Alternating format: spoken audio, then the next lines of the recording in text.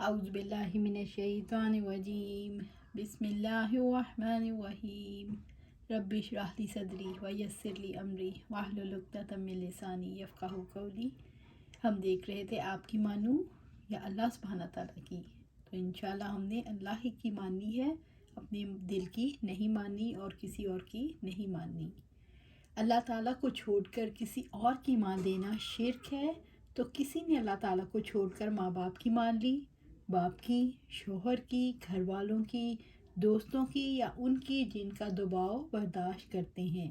اگلی بات توجہ طلب ہے، الفاظ دو ہیں لیکن پوری زندگی پر حاوی ہیں۔ ساری عمر کی کوششیں ایک طرف اور ایک اشرکتا کی بات کے بعد جو انجام ہے وہ ایک طرف۔ لیحبطن عملک، البتہ تمہارا عمل ضائع ہو جائے گا، شک ہی نہیں۔ یہاں نون مشدد شد کے ساتھ ہے، تاکید کے لیے۔ تمہارا عمل ضرور برباد ہو جائے گا۔ نماز گئی، روزے گئے، تہجد گزاریاں گئی، اذکار کے، صدقات گئے، ماں باپ کے ساتھ نیک سلوک کیا، کیوں؟ شرک ہو گیا۔ اللہ تعالیٰ کو چھوڑ کر کسی اور کی مان لی۔ عربی زبان میں حبوط کے معنی ضائع ہونا ہے، ہبط ہو جانا۔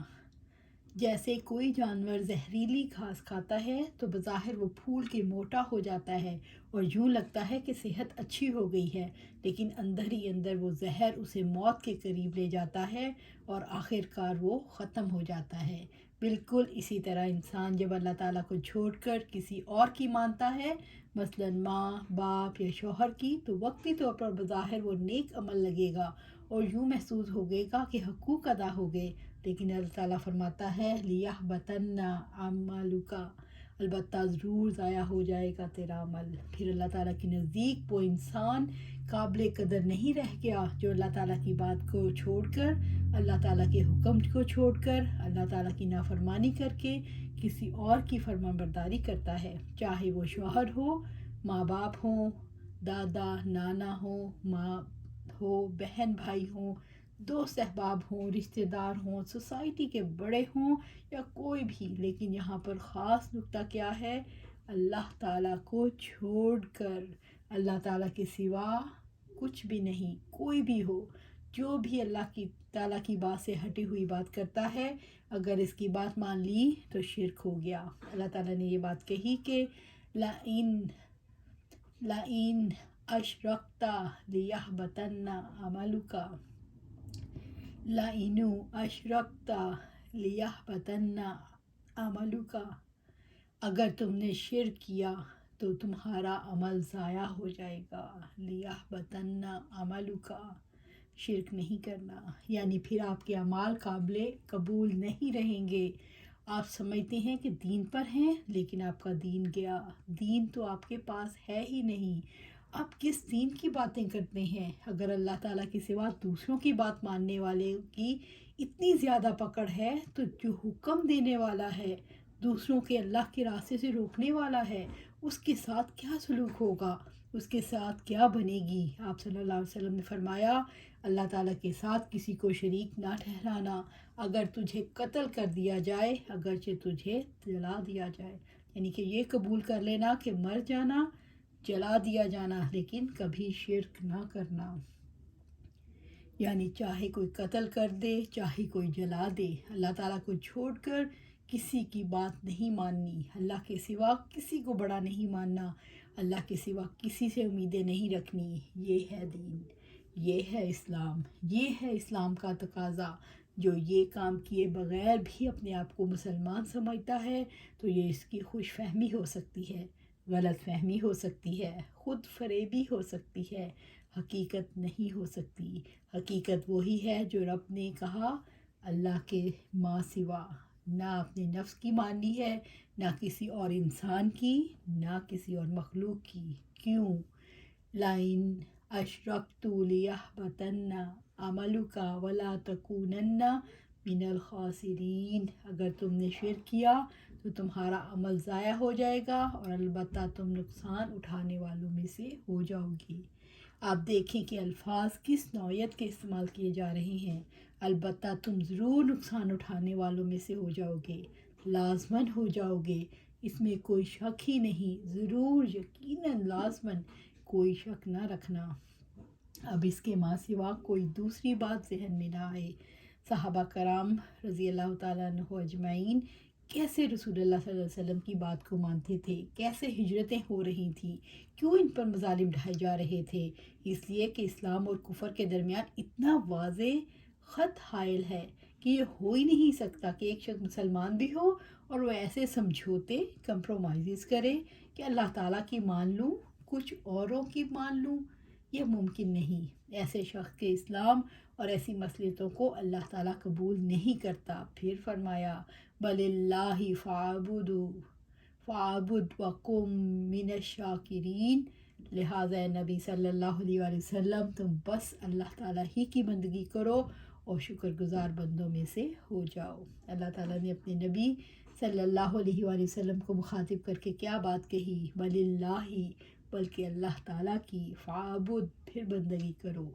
بل کا کیا مطلب ہے؟ پہلے جو سب کی بندگی کر رہے تھے اب کسی کی نہیں ماننی۔ لا کا مطلب کیا ہے؟ نہیں، لا الہ، کوئی الہ نہیں، کسی کے پاس یہ طاقت نہیں کہ وہ اللہ تعالیٰ کے حکم کو چھوڑ کر کسی دوسرے کی اطاعت کرنے کے لیے یا اپنی اطاعت کرنے کے لیے مجبور کرے۔ تو اللہ نے یہ فرمایا بل اللہ فاعبد وکم من الشاکرین، لہٰذا اے نبی صلی اللہ علیہ وسلم تم بس اللہ ہی کی بندگی کرو اور شکر گزار بندوں میں سے ہو جاؤ۔ غصہ بھی نہیں کرنا، تلخ بھی نہیں ہونا، اور شکر تو یہ ہے کہ اللہ تعالیٰ نے مجھے مسلمان بنایا، اللہ تعالیٰ نے مجھے اپنی اطاعت کے طریقے سکھائے، اب میں نے اس کی اطاعت کرنی ہے، اور اس کی اطاعت کرنا ہی دراصل شکر ادا کرنا ہے۔ یہ ہے شکر گزاری کا طریقہ۔ یہاں پر اطاعت کا خلوص کا جو خاص پہلو ہے وہ اللہ کی ماننی ہے۔ جب انسان اللہ کو چھوڑ کر دوسروں کی نہیں مانتا تو یہ اطاعت بھی ہے، یہ غلامی بھی ہے۔ یہی شکر گزاری کا طریقہ ہے، یہی اللہ تعالیٰ کی قدردانی ہے، اور یہی وہ رویہ ہے جب اللہ تعالیٰ کو مومنوں سے مطلوب ہے۔ بل اللہ فاعبدوا وکم من الشاکرین، لہٰذا نبی صلی اللہ علیہ وسلم تم بس اللہ ہی کی بندگی کرو اور شکر گزار بندوں میں سے ہو جاؤ۔ الفاظ پر ذرا غور کیجئے۔ فاعبد کی طرح یہ نہیں کہا گیا فاشکر پھر شکر کرو، بلکہ کہا گیا وکم من الشاکرین، اور ہو جاؤ شکر گزاروں میں سے۔ یعنی جو اسلام کے راستے پر چلنے والے ہیں وہ ایک گروہ کے لوگ ہیں، اور جب کوئی نیک عمل کرتا ہے تو اس نیک گروہ میں شامل کر دیا جاتا ہے۔ جس وقت ایک انسان سب کو چھوڑ کر ایک اللہ کی ماننے لگتا ہے تو انبیاء علیہ السلام، صالحین، صدیقین اور شہداء کے گروہ میں شامل ہو جاتا ہے۔ ضمناً یہ بات سامنے رکھیے کہ جس وقت انسان کسی اختلاف والی صورتحال سے گزرتا ہے تو اس کے لیے اپنے آپ کو پرسکون رکھنا بہت مشکل ہو جاتا ہے، اور آپ یہ بات جانتے ہیں کہ ایک انسان جس وقت ایسی پوزیشن میں ہوتا ہے تو اس کے اندر گھبراہٹ، بے چینی اور پریشانی ہوتی ہے، اپنے آپ کو کنٹرول کرنا بہت مشکل ہوتا ہے۔ وہی وقت ہی تو صبر کا وقت ہے، لیکن اللہ تعالیٰ نے بتایا وہ شکر ادا کرنے کا وقت ہے۔ شکر ہے کہ مجھے سمجھ ہے، اس کا مطلب یہ ہے کہ داعی نے، دعوت دینے والے نے دوسروں کی بات کا غصہ نہیں کرنا، کیونکہ غصے کو کنٹرول کرنا بہت مشکل ہے۔ اس نے تو ٹھنڈا رہنا ہے، اور اللہ تعالیٰ نے اسے جو علم دیا، جو قدم اٹھانے کا اسے موقع دیا، اپنی اطاعت کرنے کا جو موقع دیا، اس پر مالک کائنات کا شکر ادا کرنا ہے۔ الحمدللہ، اللہ کی ذات نے یہ کام مجھ سے کروا لیا۔ اللہ تعالیٰ فرماتے ہیں وَمَا قَدَرُ اللَّهَ حَقَّ قَدْرِهِ، ان لوگوں نے اللہ کی قدر ہی نہیں کی جیسا کہ اس کی قدر کرنے کا حق ہے۔ بے قدرے لوگ ہیں، انہوں نے اللہ تعالیٰ کی قدر ہی نہیں کی، انہوں نے اللہ تعالیٰ کی ذات کے ساتھ دوسروں کو شریک ٹھہرانے کی کوشش کی، انہوں نے اللہ تعالیٰ کے حکم کے آگے اپنا حکم رکھ لیا، انہوں نے رب کے حکم کے آگے دوسری ہستیوں کا حکم رکھا، انہوں نے اللہ کی ذات کی بڑائی کو پہچانا ہی نہیں۔ کیوں نہیں پہچانا؟ اللہ تعالیٰ کے ساتھ دوسروں کو شریک ٹھہرا لیا، دوسروں کی مانتے ہیں، دوسروں کی بندگی، دوسروں کو بندگی کے لائق سمجھتے ہیں، دوسروں سے امیدیں باندھتے ہیں، دوسروں کو خود اپنے دل کے اندر رکھتے ہیں۔ انہوں نے اللہ تعالیٰ کی قدر ہی نہیں کی۔ جیسی کہ قدر کرنی تھی، جیسا کہ قدر کرنے کا حق ہے۔ قدر کرنے کا حق کیسے ادا ہو سکتا ہے؟ بندگی کر کے، اللہ تعالیٰ کا غلام بن کے۔ اللہ تعالیٰ کا غلام کون بن سکتا ہے؟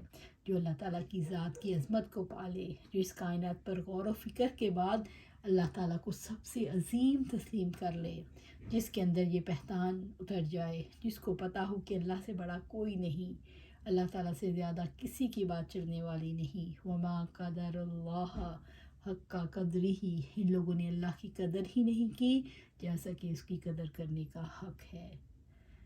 یہیں پر آج اس کا اختتام کرتے ہیں، کل پھر دیکھیں گے انشاءاللہ کہ اللہ کی کے حق کیا ہے، کیسے قدر کرنی ہے، اور اس پر زیادہ اور توجہ دیں گے، اور سب نے مل کے سوچنا ہے کہ کیا میں واقعی اللہ کی مانتی ہوں یا دوسروں کی، اپنی من کی مانتی ہوں یا اللہ کی، میں اپنی نفس کی مانتی ہوں یا اللہ کی، میں اپنی خواہش پہ چلتی ہوں یا اللہ کے حکم پر۔ تو اللہ سبحانہ تعالیٰ سے دعا ہے کہ ہمیں قرآن و سنت پر عمل کرنے کی توفیق عطا فرمائے اور اس پر ثابت قدم رکھے۔ آمین یا رب العالمین۔